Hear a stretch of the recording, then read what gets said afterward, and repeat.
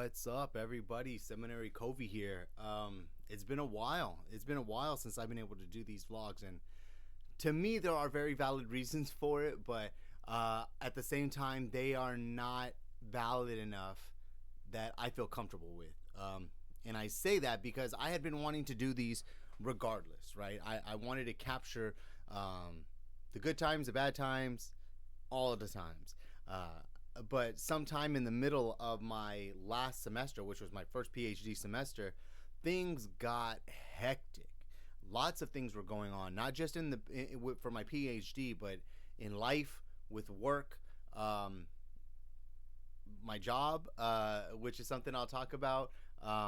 Different things. So I wanted to kind of use this as like a reintroduction to what I'm doing and what's been going on. There was a lot that happened, but I'll try to summarize it as succinctly as possible. And then I'll kind of get to going where I'm with what I'm doing now and what I hope to accomplish in the future. So for those that have not seen any of my recent vlogs, or I mean, it's not like I'm making this for a whole lot of people anyways, but just to kind of give y'all an update. I wanted to do these weekly vlogs because I am in a very peculiar, I guess is the right word, situation. Not many people do what I do. And what do I mean when I say that? So I, number one, work in a seminary. I'm a registrar for a seminary, and so I'm in the academic world all the time. That in itself is enough to, I think, I would want to see that. I want to know what goes on in an academic setting, and specifically one having to do with theology, because I'm getting a PhD. I'm interested in this stuff, and not many people work in a seminary, and the ones that do, not everyone has a YouTube channel, and the ones that do have a YouTube channel are already established as professors, as researchers, as things of that nature, but no one sees the come up, right? No one sees the process. They think you're just there, that there are these types of different, this different breed of kind of human being that is just like super studious and is just academically inclined, and they just got to that position, and now they're getting hundreds of thousands of followers on YouTube, and they're teaching in prestigious universities, and that's not exactly how it works. Everybody had to work their way up, and I am showing my work up. Now, that's not to say that I am eventually going to work in a prestigious university as a research professor or anything like that, but I just want to show the come up of the things that go on behind the scenes and what it kind of takes to get there. So I think that's one reason in itself to relay what I do. Number two is I'm a PhD student. Again, most people don't make a YouTube channel until they're already established. They already have the PhD. They've already done the work. They're already known in a sense in the academic world. So now they're trying their hand at public theology, which is a new thing. I thought, again, this is some assumptions that I have. Being that I work in academics all the time, there's certain things that are commonplace to me that other people don't really know. And the topic of public theologian came up not too long ago, and I just thought everybody knew what it was. And this is no knock at the people that didn't, not at all. That's not what I'm saying. But it's a new field of theology, and what it does is, for academics, there's a couple of conferences a year that everybody goes to, and all the shot callers in the game sort of give each other their latest works that they've been writing or researching or things of that nature. They all present these papers at these conferences, the Society of Biblical Literature, and then the what's the other one? The other one's Evangelical, ETS, Evangelical Theological Society. They serve different purposes, but anyways, you basically present your research paper for other people who are into research papers and things like that, and they all know each other within their community, but that's as far as it goes. So what public theology does is it takes all this research that's being done behind closed doors, and I'm not saying like it's some sort of secret society or anything like that, but it is a society for a select few, because not many people are in this position. Anyways, public theologians are taking all this information and presenting it to you guys on the internet, on YouTube, on whatever social media platform, and that's called public theology. They're taking the theology usually reserved for the halls of academia and giving it to the public. Public theology. It's this new thing that has pretty much since COVID, I've seen it really jump up. So that's kind of in a sense what I'm doing. While I'm not a public theologian because I'm not really espousing any theology yet, I just am putting this stuff out there to show the come up. You know what I mean? I like the come up. I like the story. Also, what else am I doing? So I am working in a seminary, getting a PhD, and I am also now working on staff in a church, which is interesting. I know towards the end of my vlogs, I said that there was talks of it, and maybe possibly kind of could happen, what have you. I really made a push for it, and I really tried hard, and I let it be known that this was my interest. I wanted to. I didn't know at the time. I never thought that I would be working with youth, but after months and months of working with them, I realized like I really like this. I like doing this. So I kept putting it in my pastor's ear. This is what I want to do. I kept, everybody that I was in Bible study class with and that were in the church, they thought that I already was the youth pastor, which says a lot. But no, they actually had the search committee give me a formal interview. I met with the church, the congregation. I stood in front of them. I let them know what my goals were.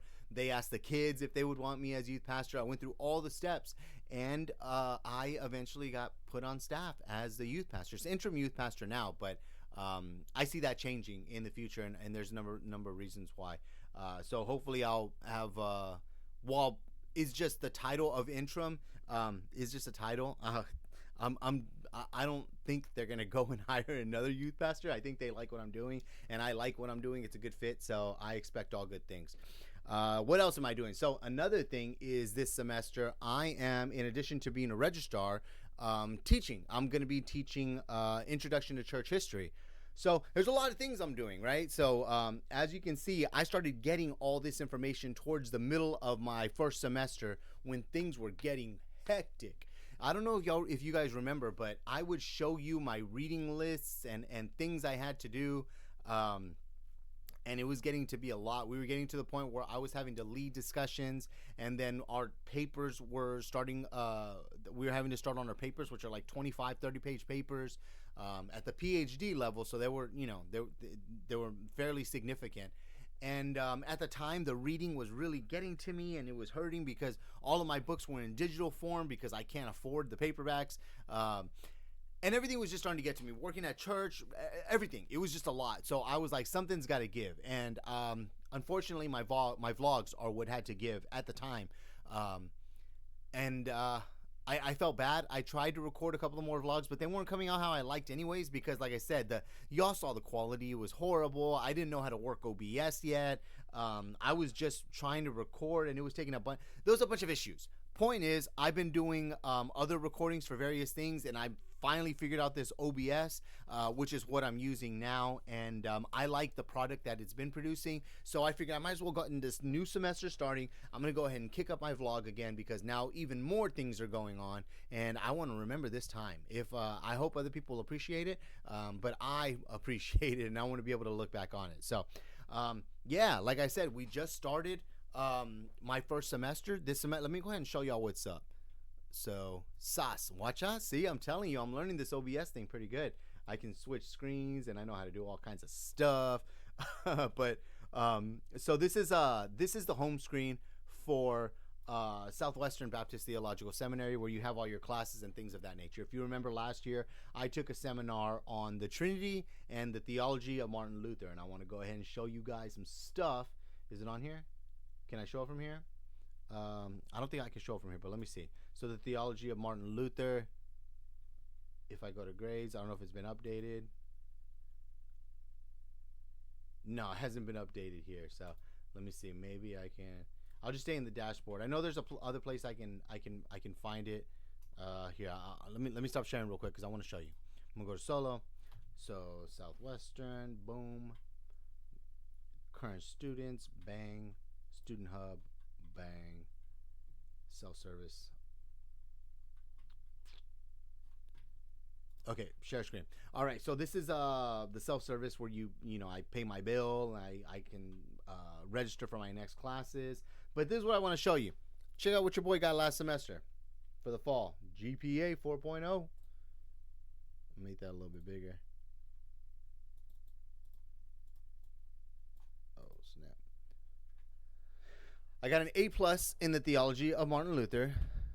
Let me move. I don't want to move me over. A plus in the theology of Martin Luther. I'm gonna have to. And an A in the Trinity, which was very, very encouraging. Those classes, like I said, I mean, I told you all my struggles of that at that time, where I felt kind of insecure, like what should I be, what am I even doing there, and things of that nature. But my papers came out well. I got an A on both of my papers, and I got an A in the course, so that's pretty cool. So since I did okay first semester, I decided to go again, keep going for the second semester. This semester, I'm taking historical methodologies, which I was really, really, really looking forward to. Being that I am getting a PhD in church history and historical theology, I think that this is of the utmost importance, right? Learning how to do history. Also, I'm such a nerd that this is actually my hobby as well. I like to research and look into history outside of class. So it's what they hope to accomplish as professors, and what they want to teach you as a PhD student, is eventually get to the place where you no longer need a teacher to teach you how to learn things. You can develop a whole class and teach other people completely independent of anyone else. You know how to research, you know how to decipher facts from fiction, you know how to gather materials, all the writings in the field, and the best works and things of that nature. So I wanted to get better at that, because I do it on my own, but I want to make sure I'm doing it right. So I'm taking this class, and I'm also taking a class on eschatology. Now, I'm going to be honest. I did not want to take this class. I'm not a fan of eschatology. I want to be a PhD in history. I don't want to deal with the future. But I took this class because the professor is number one, he's my doctoral supervisor, but also I really liked his class. It was Dr. Bingham from the Theology of Martin Luther. And I told him at the end of the semester, I was like, I'm going to take your class, but to be honest, I'm not a fan of eschatology. The reason I'm taking it is because I am a fan of the way you construct your classes. I am a fan of the academic rigor required of your courses, and I want to do that again. While it was insanely hard for the Theology of Martin Luther, I loved it. I absolutely loved it. I loved the late night readings, the early morning readings, the trying to finish up my paper, making sure I read every word. This is a professor that said, make sure you read every word. Don't do academic reading. I was like, I want to do that again. I told him, I was like, it was a great introduction to a PhD program. I have seen every level thus far. Certificate in ministry, diploma in ministry, bachelor in ministry, master in ministry, master of divinity. I was doing my master of Jewish studies, which I'm going to take a break for a while, because this PhD is a whole new beast. I always had it in my mind what I thought would be a PhD program. My wife did her doctoral program, and I saw how hard it was. I saw how much work she put into it, literal blood, sweat, and tears. I saw it. And I always had it in the back of my mind that while I'm doing good in school, I'm not giving it my all. I know there's still more that I can offer. It's just I'm good at this. I can just do it. You know what I mean? I want to be challenged in a sense. And so when I got to the PhD program, it's exactly what I wanted, and it's very, very challenging, and I enjoy it very, very much. Not only do I no longer worry if I should be there, I know I'm exactly where I am supposed to be. Not just with this PhD, in life, I'm doing everything well. While it's all challenging, I'm getting it done, so it's very encouraging. A couple of more encouraging things, but in other fronts. So this is what's up. I'm doing the eschatology only because it's very hard to the professor, or because of the professor, but historical methods. Like I said, I love history. I love learning about history. I just want to make sure I'm doing it the right way. And that's what this class helps me to do. We've had our first weeks, or our first class for both of them. Not much has happened. I know towards the, third or fourth week last semester, I started sharing some things that we were learning. I'm not going to do that this week because it was a lot of going over the syllabus in both classes and just an introduction to how we were going to do things. Of course, Dr. Bingham, he brought it and he gave us enough to where I was, these are my notes. I'm doing this again. Let me move this back. I'm doing this again. This is week 1. I did it also for historical methods. It wasn't as much because we went over a little more of what to expect. But yeah, it's great. I love it. We also have an insane amount of readings. If I go to the syllabi, this is for historical methodology. So let me see. I don't want to download it. I just want to see it. Can I just see it?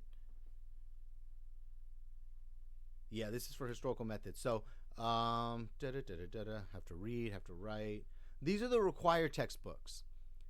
Now, originally, I sent this to my friends and I was laughing. Oh no, this is a different one. So this is historical methodology. So this one I knew and I was like, I'm happy for this. Now there are more which I did not expect. I didn't realize this until yesterday when we had class. But for example, there's one book from Mark Noll, right? If you know Mark Noll, he's a great historian. Wrote Turning Points. He also wrote, I think, The Scandal of the Evangelical Mind, which I want to read. But he wrote some stuff. But there's only one book here. However, if you go down, these are all the weeks that we're going to have to present. This one we did. Oh, man, let me just show you. Is that first week? Yeah, it is. 7 threw me off. So week 1, this is what we went over. These are individual articles, and then we had to watch John Fia's. I thought it was Fee, but it's Fia, I think he said. But we had to watch a couple of his videos, what he called his virtual office hours, where he is walking through his undergraduate class on what they should do in order to be good historians. And he was like, you got to watch that. It's foundational. So we did that, and we talked about a couple of readings. Every week, same as last week, this is what seminars are. There's going to be a discussion leader. One of the students is going to sort of lead the discussion, and they're going to be the one to facilitate the conversation. But again, the reason I'm showing you this is because if you look at the very last week, which I'm hoping to do, this week's readings, there was a one Mark Noll book. Then we have an article from him. Now, these articles, while it's only 25 pages, these are dense, dude. Like I said, these are articles that are presented in academic journals that they were probably presented at a SBL or something. So that they take time. It usually takes me about 2 hours to really go through these articles, but they're so good. They're so good. So we got to go through that. Mark Noll, another article, and then a book in its entirety. So while we're reading textbooks, along the way, there's all kinds of articles that go along with it. So there's a lot of reading. But I love reading, so it's good. The thing is, how I was reading, and this makes a difference. Let me make this big screen because I want y'all to know this. There is a difference in the way you read, the modalities in which you read, what you're reading on. Anybody can pick up a book off the shelf and read that, and that might be the best way for some people, but I'm running out of space in my own library. I can't buy any more physical books, which is pretty crazy. Also, they cost a lot of money, so I don't really have the opportunity to purchase a lot of physical books. Plus, I gotta lug them around everywhere, and I don't like doing that anymore. It's just difficult. It's easier now to get digital books, and I was using Logos for a lot of it, but at the same time, Logos is so big and it's so powerful that I can really only use it on my laptop. Everything else it's kind of slow for. On my phone, it's just it's inconvenient. Nothing against Logos. I love Logos Bible software, but it's something that you use at your desk so you can really utilize all the features that have been given to you. But at the same time, it's not an e-reader. It's a whole Bible software, so you use it for more than just reading. Reading is like just one of the smallest aspects of what you do on Logos. So what I was doing is I was downloading all the digital books and I was reading them on my computer. Never before had I ever considered this whole like blue light, computer screens hurt your eyes from looking at. I work and I have to use a computer, right? So I'm on a computer all day, every day. But I don't read like that from a computer where it's like not only all day, every day, but also all night, every night as well. And it was getting to the point where like I couldn't. It hurt my eyes to read on a computer. It got to a point where I actually had to go to Dr. Rempel which is the assistant provost at my seminary, and I was like, man, he's got a lot of books. And I asked him, I was like, would you happen to have any of these books in paperback? Because this digital stuff is just, I can't do it anymore. And it was rough. It was rough. So what I did this semester, I saw a number of people on the faculty, they had e-readers, Kindles and whatnot. One specifically, Dr. Orozco, he had a Remarkable. That's what it's called. It's called a Remarkable, that he could read PDFs on and take notes and things of that nature. And I was like, oh, I like that. I was like, maybe I can get one of those. Maybe I can look into those.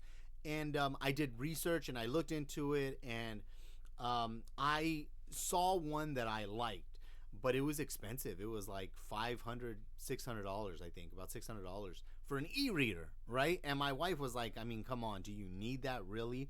So what I did was I got my reading list from the semesters, and I tallied up the number, the grand total of the money that it was going to cost to purchase all these books.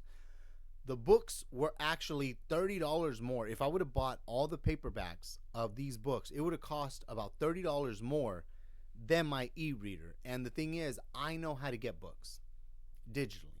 I'll leave it at that. I know how to get books digitally. So I told my wife, I was like, I can either spend $630 on my required textbooks this semester, or I can spend $600 on an e-reader, and that'll be the end of it. I probably won't ever have to buy another book. And she was like, are you sure? And I was like, yeah. And she was like, all right, if you need it, if you really think you need it, go for it. And I got a Books Note Air 5C. It's a whole thing. I don't know. I just call it my reader. I don't know. But I love it. I absolutely love it. And it's not on right now. I haven't read today. Don't tell nobody. But I haven't read today. But why I love this is because I can and I do take it everywhere. This goes everywhere with me.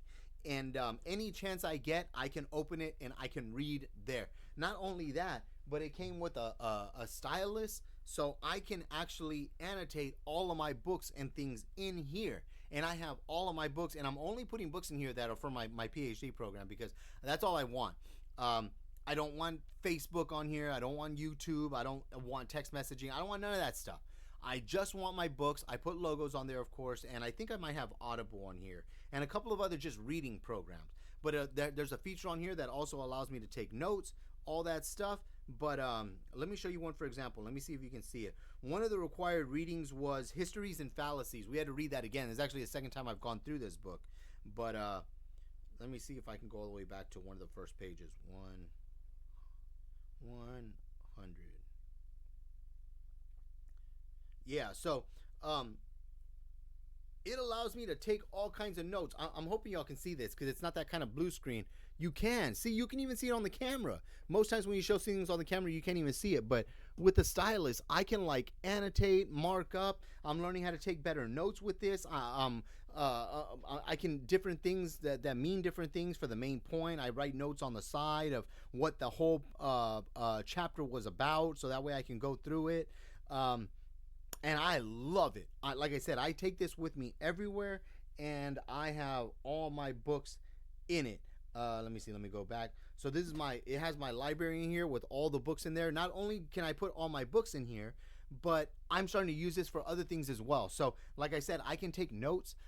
When I'm preaching at church, I can use this for my sermon. I can have it on the desk, just like some people use iPads or whatever. I can use this. I use it for everything, and this is amazing. This has been a lifesaver. I can read this all day, every day, and it does not hurt my eyes. So for those of you who are like me, where you need to do a lot of reading, or you just want to do a lot of reading, and you can't lug around physical books, or you just don't want to for whatever reason, man, get a reader. Whatever reader. It doesn't really matter. I got this one because it fits my needs best, but get you a reader and take it with you everywhere. I read everywhere now, and it's fantastic. I love it. So yeah, so these courses are the same thing. Lots of reading, discussion leader. We got to do our writings at the end of the semester. You know, same old, same old. I'm really looking forward to it, though, because even the first week of these classes, they taught me a lot of valuable information. But like Dr. Bingham says, we don't know enough to really agree or disagree. So I want to synthesize the subject a little bit more. So maybe after about a month or so, I'll start posting videos about things that I've learned and topics that I find interesting. One new thing that I did do for this semester, this is kind of hush-hush. let me kind of share my screen. This is Hush Hush. So this is my YouTube channel. This is where I'm uploading all the journeys, right? This is where I put everything. See, look at that. I was recording it on my phone at that time. That was really hard. Yeah, that was my phone. That was becoming an issue. After a while, I had to change it up. But anyways, this is my YouTube channel. This is where I'm going to be uploading my vlogs and my videos of things that I learned. But there's something that you don't see. And this is something new, but this is just for me and a select group of friends. I'm actually, I can say this. I'm actually recording my lectures, and I'm putting them as unlisted. They're just for me. I wish I would have done this last semester because there was some nuggets in there that I wish I could have kept. Things that were said in the lecture that I wish I had forever. And so this semester, that's what I'm doing. Let me see if I can make this a little bit bigger. As I said, they are set to unlisted. So that means only me and whoever has the link can access them. But I put in here, let me see, I don't want this to be loud. Hopefully this doesn't turn on.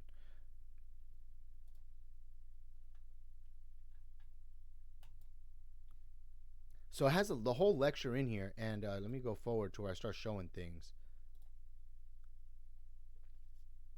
There we go. So what I'm reading digitally on for our weekly readings that I just showed you on the books, I'm actually putting that on the screen whenever we're discussing it. But I mean, this could be listened to as like a podcast. You know what I mean? You don't need this. What we're discussing, you don't need to see it. We're actually talking about it. But I just have it on there just to have it on there. What I think is even more valuable is what I'm doing here.